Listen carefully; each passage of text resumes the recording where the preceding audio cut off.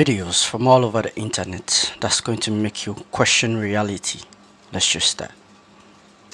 In the last 48 hours, I have stumbled across the world's deepest, darkest secret, to the point where I am actually legitimately feeling like this is the only thing that anybody should be talking about. And yet, from what I can see, nobody is. 3 months ago, I created this TikTok account. I made it to talk about AI because I was working on AI at my job and found the topic interesting, liked talking about it with friends, and wanted to start making content. That's pretty much it. To make sure I have enough stuff to talk about in these videos, I'll sometimes read research papers. This weekend I read a research paper called Situational Awareness by Leopold Aschenbrenner. Aschenbrenner worked on the super alignment team at OpenAI, and if you've never heard of super alignment, you are absolutely not alone. Paper essentially outlines how, with almost 100% certainty, in the next 10 years, likely before the year 2030, at the current pace of AI advancements, we are going to create a super intelligence that is so far beyond what we can possibly understand or comprehend as humans that it will be completely outside of the realm of us to be able to control. I know what you're thinking. This sounds like a sci-fi movie, except it's not, because this one is actually very, very real, and it's based in science. The word for this is artificial superintelligence. Artificial Artificial general superintelligence. intelligence. AGI is great. ASI, super spooky. So for that reason, I'm going to be starting a series on this page. The next several videos that I post are all going to be about explaining this topic of ASI in a non-pretentious, non-patronizing way. How do we know for sure that it's coming? Why do experts believe that it'll be here before my 35th birthday? What will it look like when it's here? And what the are we supposed to do about it? If you feel compelled to be a part of this journey as well, hit follow and let's go on it together. The Grand Canyon, one of the world's wonders. There's a theory that the Grand Canyon holds something that none of us knew was there. So back in the 1850s, right? The Grand Canyon was used to mine gold. Okay. Did you know that? Now, the Grand Canyon, when people started mining it, the gold index crashed because they found so much gold there. Okay. Now, what happened was the government and the military, they closed it off and they made it a sanctuary so that nobody can just go there and then take whatever they want. But there was this one guy, his name was Seth Tanner, and he was an explorer. He explored this one cave in the Grand Canyon, and he claims what he saw was ancient Egyptian hieroglyphics in one of the caves. Oh, what did it say? Now, the theory is that the Grand Canyon, it actually holds the lost city of El Dorado. What? Like, you know, the lost gold city of El Dorado. Yeah, the whole city. The whole city. So if you think about it, it's never found. That ancient tale that all of the natives talk about, the lost city, the gold city, is never found. Now, the theory is that it's literally in the Grand Canyon, deep in these caves. And the reason the government and the world is trying to keep it a secret is because it would crash the gold price. Like, gold would be useless if they find that much gold. I'm just gonna say it. It shouldn't exist. This place shouldn't be here. Machu Picchu isn't even the only city in the area that's 8,000 feet high. Yana Picchu is even higher. Before we try and explain how they got the rock to do that, you gotta explain why it was a priority to put doorways that go nowhere in the temple. This rock right here is what really gets me though. How do you get that up there? How did they know the same techniques as another culture across the Peru globe? and Egypt. Why is the older stuff more advanced than the newer stuff? I don't see iPhones getting worse. I wouldn't know how to get water up here, but their fountains still work. We only know how they did it because we 3D scanned it. Not only did they know how to get it up there, they delivered it to the citizens via art. No one gives these guys enough credit. They thought these were for food or like grain, grinding grain up. They fill up with water one day and someone notices the angle at which they reflect. Built them to observe sections of the sky during specific times of the year through the windows of the surrounding building. Wow. And then we realize the whole place is aligned to the sky, celestial events. Here's the deal. When someone comes in and takes all your stuff, then enslaves your people, they get to write your story and make your people look like idiots. True that. South America, Africa, India. Strange that they all have some form of this guy. All of them just so happen to have the most unexplainable stuff. Utterly unsatisfactory explanations for what it was, all of which make the natives look inferior. Tell you what doesn't lie, a big old rock. I used to be an engineer at Tesla, but I recently quit because Elon Musk is trying to make it like the show Severance. Every day we walked into the office or went onto the factory floor, the first thing we would do is we would write the names of our loved ones and throw them in a trash can, and then he would light them on fire. We would always start the day at worship. His security guards would usher us into a room and we'd have to face a portrait. And then we'd have to recite a poem he wrote about his mother, Holy May, Mother of God. Thank you for giving us Elon. Even before he lost his mind, it was always a difficult place to work. He would write on bathroom mirrors and say, I'm like Good Will Hunting. And then when he got the equations wrong, we'd have to go on the floor and build them anyways. And because his equations were wrong, he would always get upset and start crying and say, you're a failure, Elon. Then his security guards would slash our tires so we couldn't go home. Elon used to dress up every single day and go undercover and ask people, hey, what do you think about Elon? Isn't he so cool? Don't you think he's the greatest guy ever?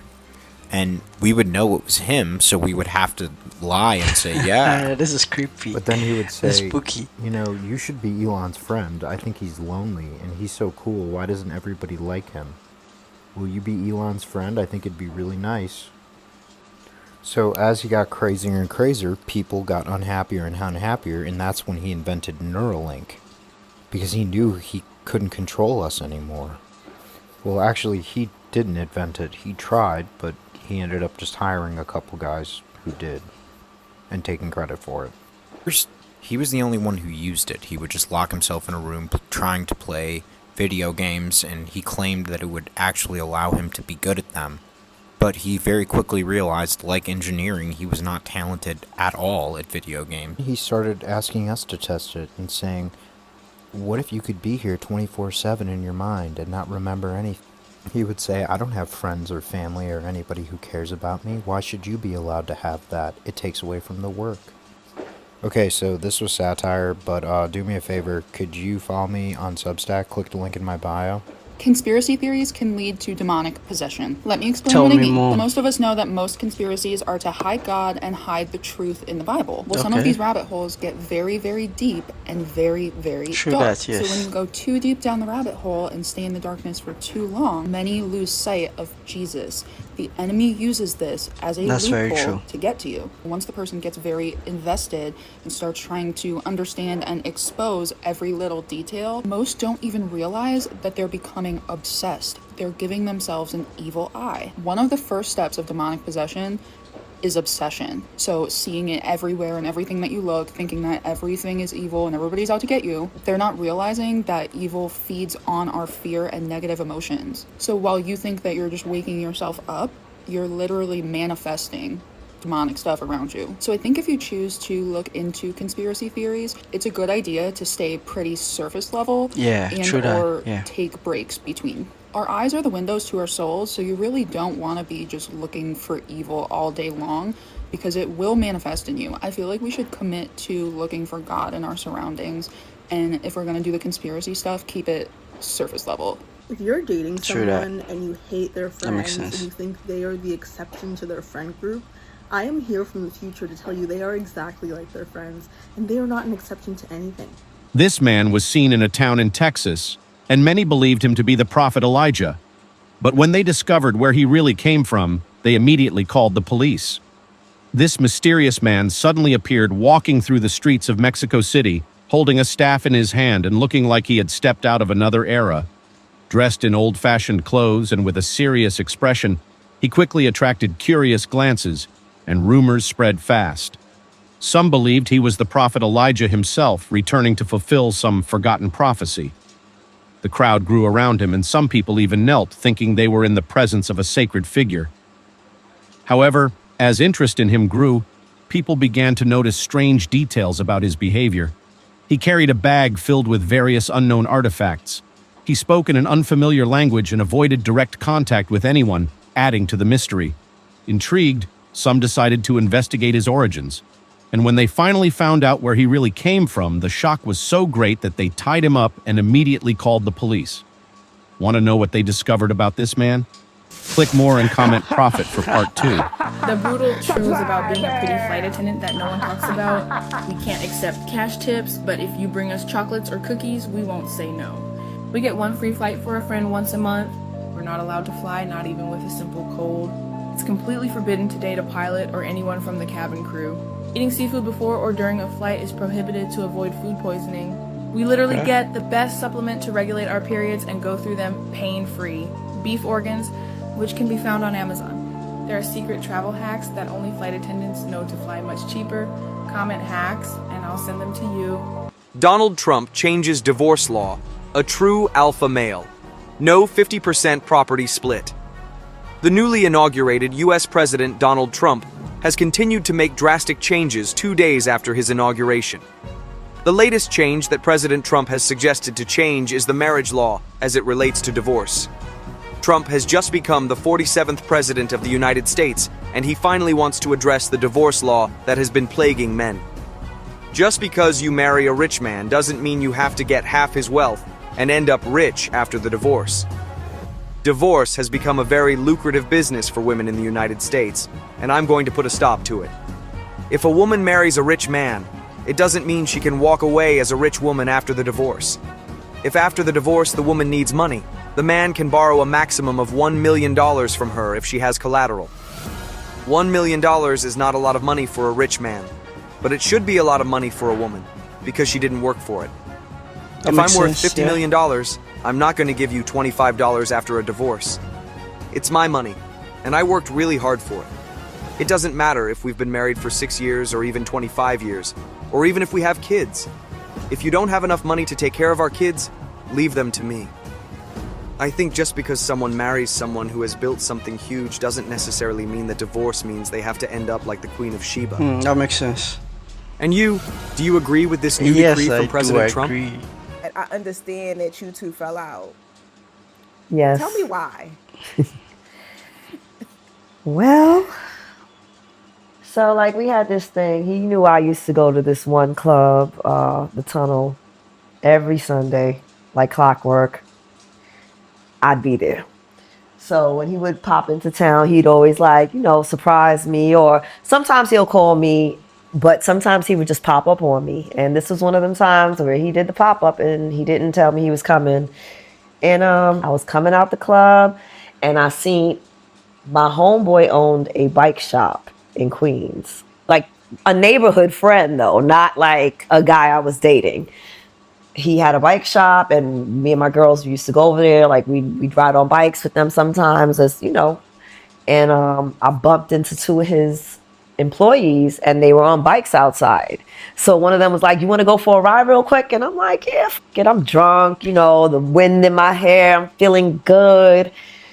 And when I come back from that quick ass bike ride, as fate would have it, he pulls the bike up. I get off and Pac is standing right there with his boys. And he actually was telling his boys like, yo, this girl that I be dating or whatever, like she's, I'm gonna introduce you to her. And I pop off this bike.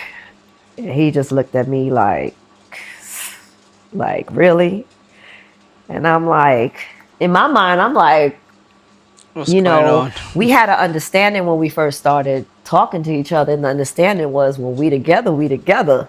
And when we not together, we not together. And I knew like he was exercising that, but at least to me, I preferred the honesty. Tell me what it is and let me be a part of it if I want to. And I definitely wanted to be a part of it. So I was like, all right, but it just threw me off because him getting upset at me. And then at the time I'm young, I don't know how to communicate and express myself or even defend myself. I caught an attitude in 2.2 seconds. So I'm like, and what? And yeah, I cussed his ass out and walked to the corner and sat my ass on the curb and cried.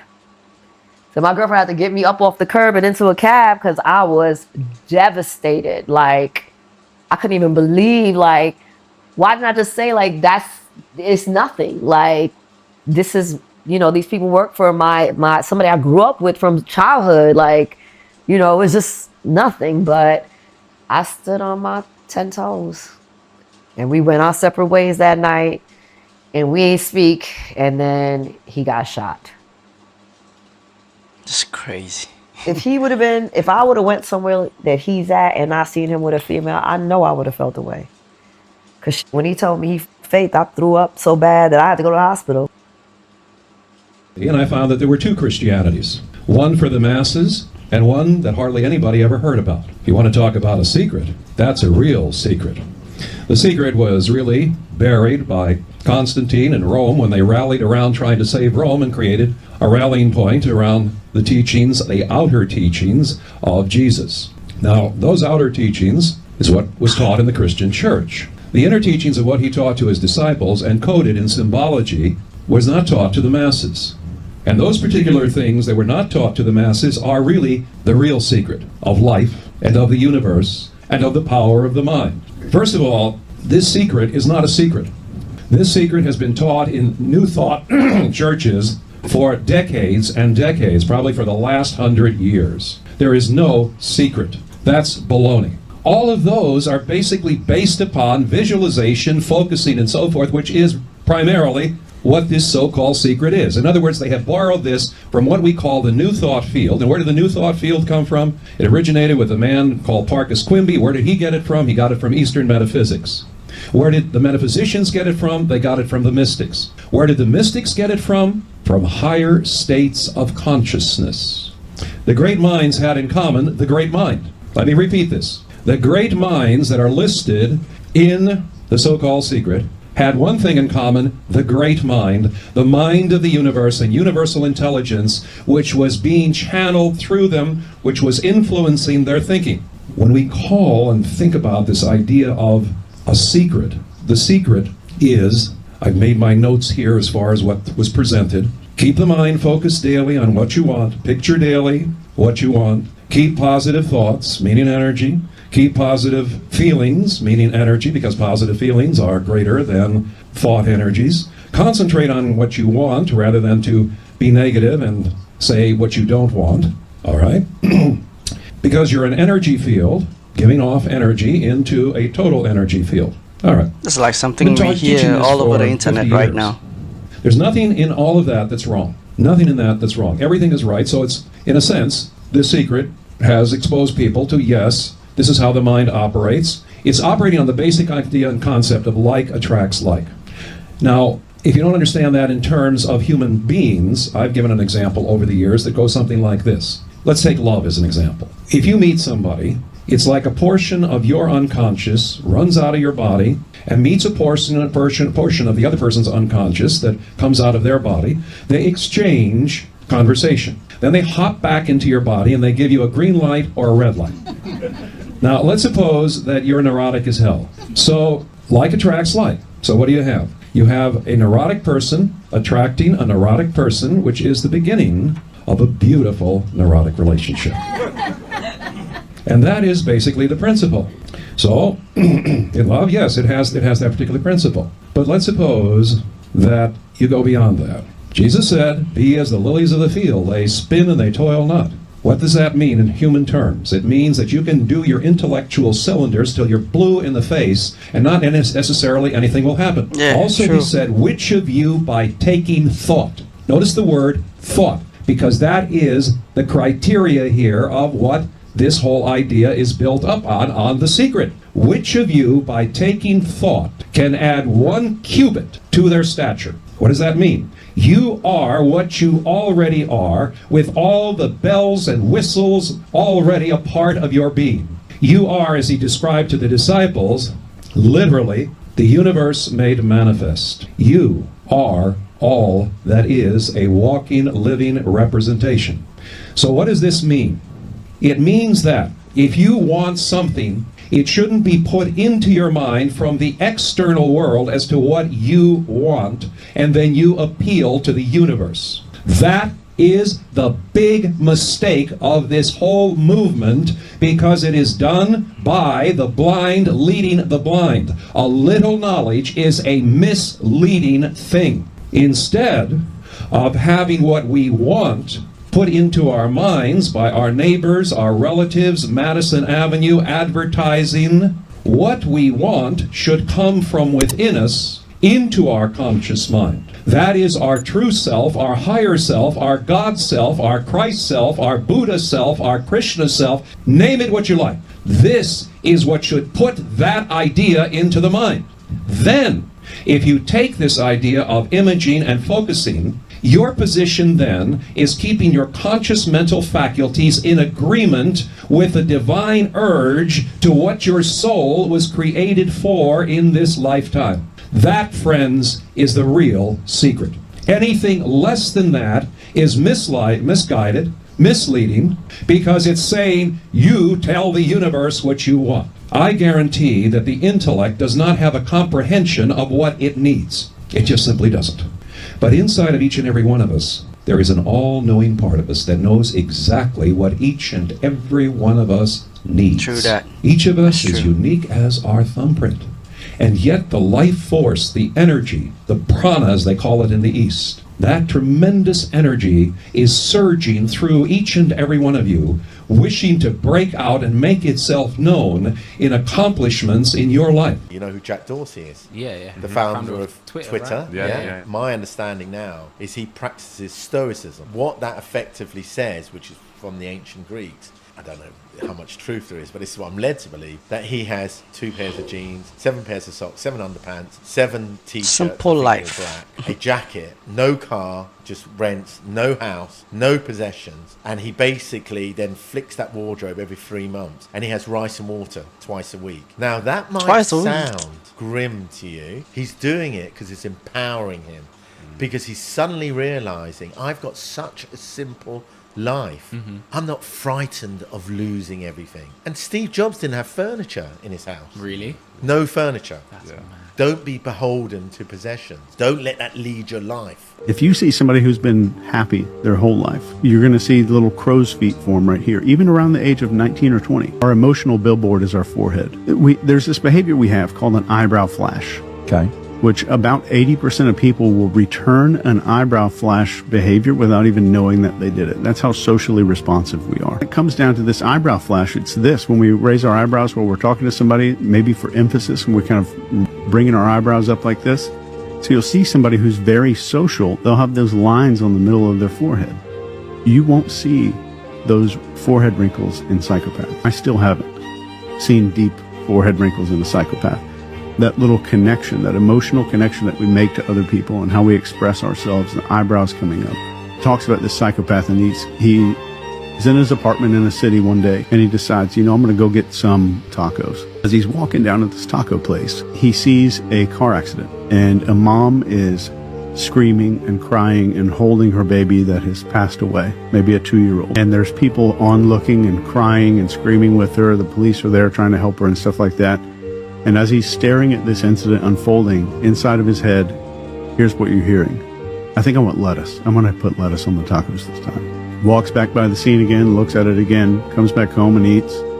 And then that night before he's going to bed, he's looking in his bathroom mirror going like this. Just trying to mimic all of those facial expressions of people grieving and being sad. It's crazy. You know what's crazy to me? When you're the black sheep of the family, the scapegoat, and your entire life, childhood up into adulthood, your family members, including your parents, have spent most of the time bullying you, criticizing you, comparing you to other siblings and other family members to make you feel small, breaking your self-esteem, breaking your confidence, always gossiping, smearing you behind your back, always pocket watching. You come from a trifling, dysfunctional family, right? And they've always put you down. Always, if you're overweight, they talking about how much weight you gain. If you're underweight, they talking about you on drugs. It's always something. When you need their love and support, let's just say, for instance, you graduate college, they're not going to show up to your college graduation. They don't give a fuck. They have put you down so much and so many times, like it's become the norm. They literally will push you away to the point you don't want shit to do with them. Then, when you decide to finally cut their asses off, they'll try to pull you back in.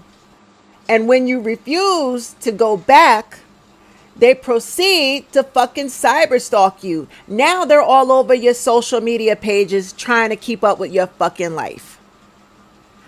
Somebody help me to make sense of this dumb shit. If I'm such a bad person, if you don't fucking like me, if you claim that I'm mentally ill, I'm the weird one in the family that nobody talks to. Y'all try to silence me and put me in the corner because I'm irrelevant. Or I'm always jealous. I'm jealous of this one and I'm jealous of that one. Y'all got so much shit to say about me. Why would you want to keep up with me?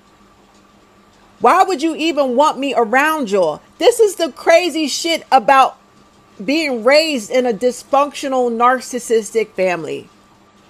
Just because you're blood related, they feel entitled to disrespect you, violate you, emotionally abuse you. They feel fucking entitled.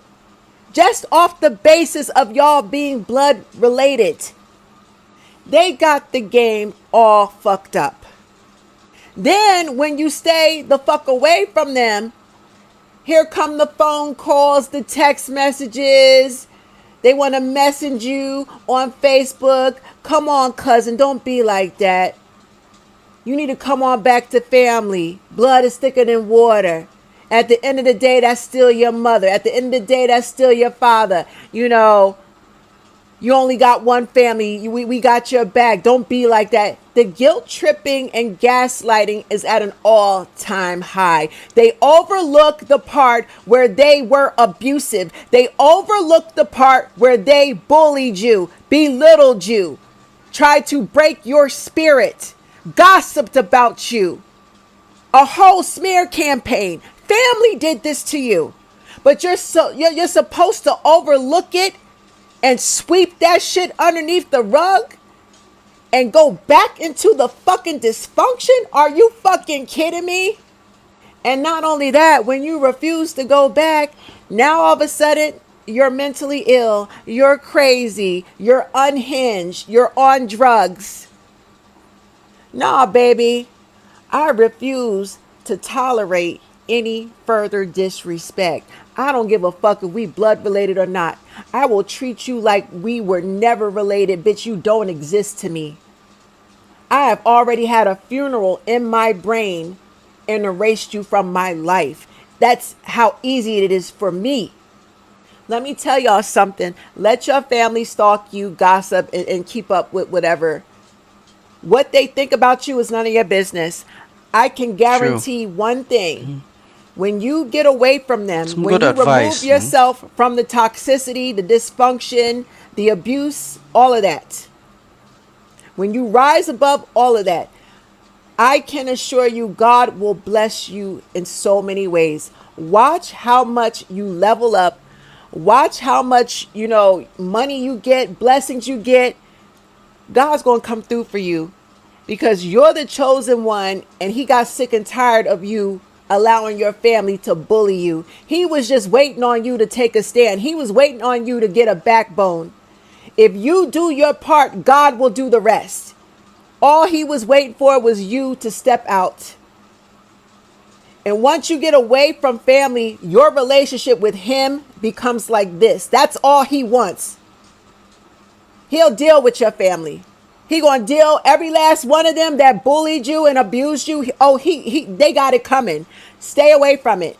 Stay away from it. Most of the time, most of them will end up miserable, bitter, and they just gonna clock and watch everything you do because they cannot believe that you escaped and you stayed away and God is blessing you in their motherfucking faces. They don't understand it. They don't understand how you're thriving and surviving without them. You don't need their fucking validation. You don't need their money. You're financially independent. You don't need nothing from family. All you need is for them to leave you the fuck alone. They pushed you away, so make them stand on that. They treated you like shit, so make them stand on it. It ain't no back and forth. You're not finna play with me. You push me away, and then you want to be nice and pull me back in just to bully me again. It's a cycle.